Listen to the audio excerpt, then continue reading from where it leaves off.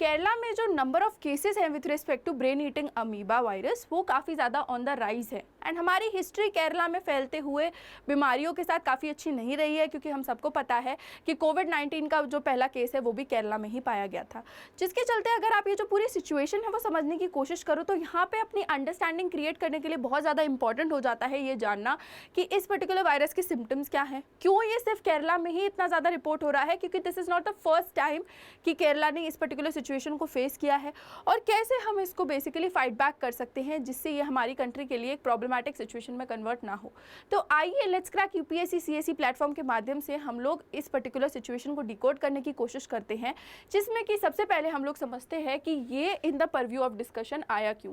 तो अगर हम देखें तो 2025 में केरला ने रिपोर्ट की approximately 69 confirmed cases of amoebic meningoencephalitis, जिसमें 19 लोगों की अभी तक मृत्यु हो चुकी है। हालांकि 2 बच्चे इस पर्टिकुलर वायरस को सर्वाइव किए हैं, जिसके चलते हेल्थ कंसर्न्स जो हैं वो उतने ज़्यादा मैसिव नहीं है, बट स्टिल यहाँ पे हमारे जो हेल्थ इंफ्रास्ट्रक्चर है वो केरला का बेटर है। तो उस परव्यू में अगर आप देखो कि अगर हमारी other parts of the country में ये फैलता है तो प्रॉब्लम काफ़ी ज़्यादा बढ़ सकती है, क्योंकि हर जगह का हेल्थ इंफ्रास्ट्रक्चर उतना अच्छा नहीं है। तो उसी के रिस्पेक्ट में हमारी अंडरस्टैंडिंग यहाँ पे क्रिएट करना बहुत ज़्यादा इंपॉर्टेंट हो जाता है, क्योंकि पास्ट 6 ईयर्स में ऐसा पहली बार हुआ है कि 10 से ज़्यादा केसेस रिपोर्ट हुए हैं। और 10 से कितने ज़्यादा हैं, अप्रॉक्सीमेटली 7 टाइम्स आई थिंक ये ज़्यादा है जो कि हम यहाँ पे रिपोर्ट कर रहे हैं, जिसके चलते हमको यहाँ पे अलार्म होने की काफ़ी ज़्यादा ज़रूरत है। हेल्थ अथॉरिटीज़ जो हैं उन्होंने भी हाई अलर्ट पे सेट कर दिया है बेसिकली, और पब्लिक अवेयरनेस ड्राइव्स और एनवायरमेंटल सैम्पलिंग भी चालू हो चुकी है, जो कि एक प्रिवेंटिव मेजर के जैसे देखा जा रहा है। उसी के परव्यू में अगर आप देखो और अपनी अंडरस्टैंडिंग डेवलप करो इन टर्म्स ऑफ अंडरस्टैंडिंग कि ये ब्रेन ईटिंग अमीबा है क्या, तो बेसिकली ये एक फ्री लिविंग अमीबा है जो कि वार्म अनट्रीटेड, यानी कि जो हल्का सा गर्म पानी जो होता है ना, जो कि अनट्रीटेड है, यानी कि उसमें बहुत ज़्यादा पल्यूटेंट्स हैं with respect to ponds, lakes, rivers, wells, वहाँ पे पाया जाता है। जैसा कि हमको पता है डेंगू किस में पाया जाता है, साफ़ पानी में। ऐसे ही अगर आपका गंदा और हल्का सा गुनगुना पानी होगा ना, तो वहाँ पे ब्रीड करता है आपका ये ब्रेन ईटिंग अमीबा। अगर हम इसका साइंटिफिक नेम देखें तो इसका साइंटिफिक नेम है नेग्लेरिया फॉलेरी। प्राइमरी बेसिकली ये जो कंडीशन है वो इसीलिए क्रिएट होती है क्योंकि ये डेवलप करता है प्राइमरी अमीबिक मेनिंजियोएन्सेफेलाइटिस, जो कि एक्सट्रीमली रेयर है, लेकिन अगर किसी इंसान को हो गया और उसका ट्रीटमेंट नहीं हुआ तो it can prove itself to be fatal. अगर हम अदर इन्फेक्शंस की बात करें जो कि बेसिकली अमीबा से होते हैं, तो एक तो पैम होता है, राइट। इसका फास्ट ऑनसेट है, इसी की वजह से इसका डायग्नोसिस करना थोड़ा सा डिफ़िकल्ट हो जाता है, जो कि रैपिडली ब्रेन को डैमेज करता है। और दूसरा अगर हम इसका वेरिएंट देखें तो हमारा ग्रैन्युलोमेटस अमीबिक एन्सेफेलाइटिस है, जो कि एंसेथोमोबिया और बैलामुथिया की वजह से होता है।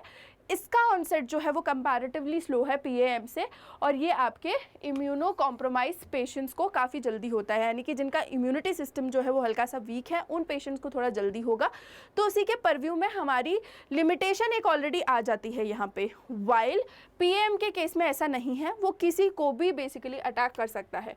उसी नुआंस में अगर आप देखो कि ये स्प्रेड कैसे होता है, तो ये पानी पीने से स्प्रेड नहीं होता, बल्कि ये जो ड्रॉपलेट्स होते हैं वो नोज़ के वाया जब एंटर कर जाते हैं वाइल स्विमिंग, बेदिंग और डाइविंग इन कंटामिनेटेड फ्रेश वाटर। आपने देखा होगा कि गांव वगैरह में लोग जो है वो काफ़ी ज़्यादा अपने ये जितने भी पानी के पॉन्ड्स वगैरह होते हैं उसमें तैराकी करते रहते हैं, they are very casual about all of it.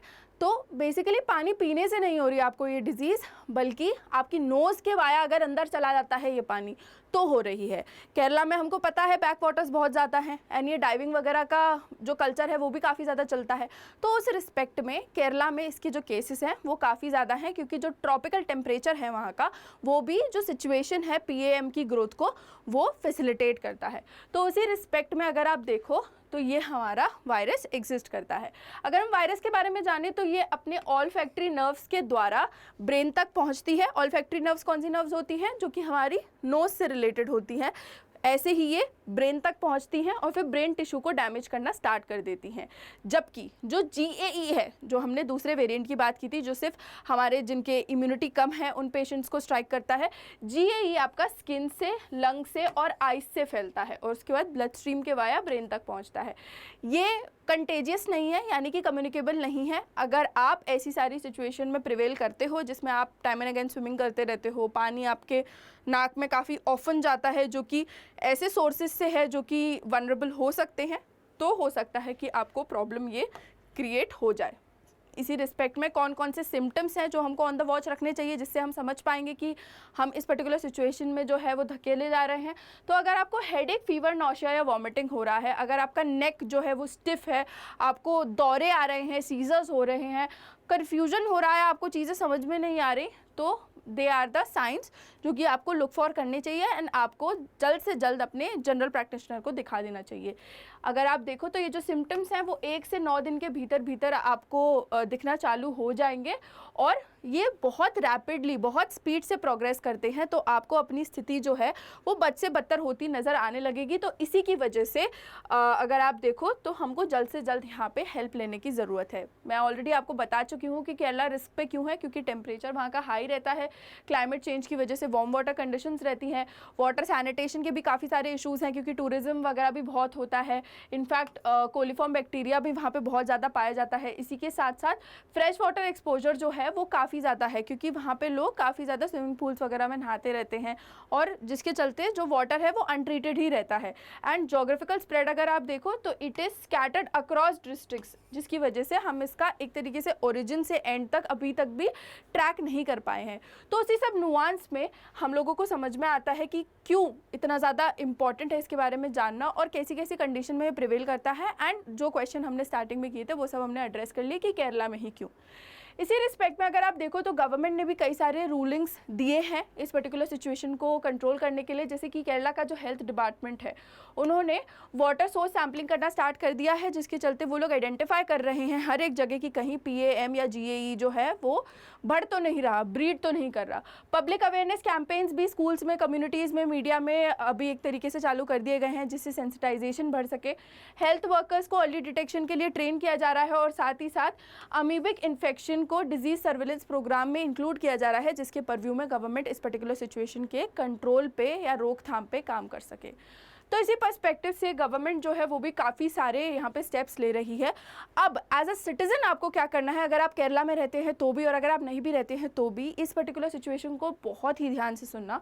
तो आपको स्विमिंग और बेदिंग, जितने भी अनट्रीटेड पॉन्ड्स और लेक्स हैं उनमें अवॉइड करनी है एट ऑल कॉस्ट, ठीक है। जब भी आप अगर स्विमिंग करते भी हो, अनअवॉइडेबल है, प्रैक्टिस वगैरह करनी है, what ever may be the case, तो आपको हमेशा नोज क्लिप्स जो है वो लगा के रखना है। आपको रेगुलरली क्लीन और क्लोरिनेट करने हैं आपके जो भी पूल्स है, टैंक्स है और वेल्स है। जब भी आप नेसल रिंसिंग करते हो, क्योंकि कई सारे लोग जो है वो नेसल रिंसिंग करते हैं अपनी ये जो योगिक क्रियाएं होती हैं, नेचुरोपैथी होती हैं उस सब के लिए, तो उस नेसल रिंसिंग के लिए भी डायरेक्ट पानी यूज़ मत करो, उबाल करके पानी को यूज़ करो, ठीक है। अपनी आइज़ के लिए, कॉन्टैक्ट लेंसेज की केयर के लिए स्टेराइल सोल्यूशंस का इस्तेमाल करो और अगर आपको कभी भी चोट लग जाती है कहीं पे भी तो उस पर पानी मत पड़ने दो, स्पेसिफिकली ड्यूरिंग दिस टाइम, क्योंकि हमको नहीं पता कि कौन सा रिएक्शन हमको कैसे कर जाए। और अगर आपको लगता है कि आपको सिम्टम्स दिख रहे हैं तो तुरंत से तुरंत मेडिकल जो भी प्रैक्टिशनर है उनको आप कैरी फॉरवर्ड करो, कंसल्ट करो, क्योंकि वहाँ पे डिस्कशंस करना काफ़ी ज़्यादा इंपॉर्टेंट है ताकि आपकी सिचुएशन जो है वो वर्स ना हो जाए। इस पूरी सिचुएशन से हमको ये समझ में आता है कि PAM जो है वो रेयर है, लेकिन अगर हो गया तो वो फेटल है, ठीक है। केरला का आउटब्रेक ये शो करता है कि क्लाइमेट चेंज और health risk are a concern. तो ऐसा नहीं है कि क्लाइमेट चेंज हमको सिर्फ ऐसे एक तरीके से फिजिकली ही यहाँ पे ड्रेन कर रहा है, हमको फिजियोलॉजिकली भी यहाँ पे ट्रबल फेस करनी पड़ रही है। प्रिवेंशन इज़ द ओनली की जिसकी वजह से हम ये जो पूरी सिचुएशन है उसको अंडर द कंट्रोल ला सकते हैं। विजिलेंस, सैनिटेशन और पब्लिक एजुकेशन बेस्ट डिफेंस है, जो कि prevention is better than cure की एस्पेक्ट में ही एड्रेस हो सकता है। सो इसी नुआंस में अगर आप देखो तो यही हमारा पूरा डिस्कशन था। अगर आपको ऐसे ही सारे इन्फॉर्मेटिव वीडियोस चाहिए और अगर आपको अपनी तैयारी स्टार्ट करनी है तो अनअकैडमी आप सभी के लिए लेके आया है एक स्पेशल प्रोग्राम जिसमें आपको क्लासेस जो हैं for your art culture, for your for physical geography, जिसमें specifically mapping for modern history and also for polity, ये सब आपके लिए हम लोग स्पेसिफिकली लेके आए हैं अलॉन्ग विद स्ट्रैटेजीज। तो अगर आप लोगों को एक तरीके से टेस्ट करना है कि how does the platform work, तो this is just the right time to actually avail this opportunity, क्योंकि आपको ये फ्री लाइव क्लासेस मिल रही हैं। These free live classes schedule यहाँ पे ऑलरेडी आपको दिया हुआ है, 18, 19, 20 3 दिन आपकी लगेंगी एंड आप लोग बेस्ट यूज़ कर सकते हो इस अपॉर्चुनिटी का, जिससे आप अपनी अंडरस्टैंडिंग क्रिएट कर पाओ कि किस टाइप का कंटेंट जो है वो आप कंज्यूम कर पाओगे ओवर द टाइम। साथ ही साथ अगर आप लोग कन्विंस्ड हो तो फिर यूज़ करो हमारे कोड का एंड मेक श्योर करो कि आप हमारे साथ जुड़ जाओ, क्योंकि हमारे बैचेस भी लाइव हो चुके हैं और एसेंशियली हमारी जो प्राइसिंग है वो भी डिप हो चुकी है।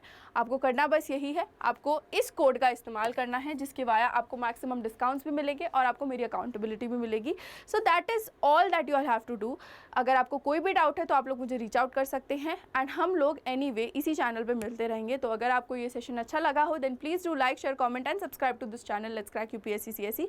With this is me Nandini, your educator for the day, signing off. Hope you like the session and if you did then please do not hesitate to do the needful. Thank you so very much for watching. हम मिलते रहेंगे इसी channel पे काफ़ी सारे static और current related videos के साथ। Bye bye everyone.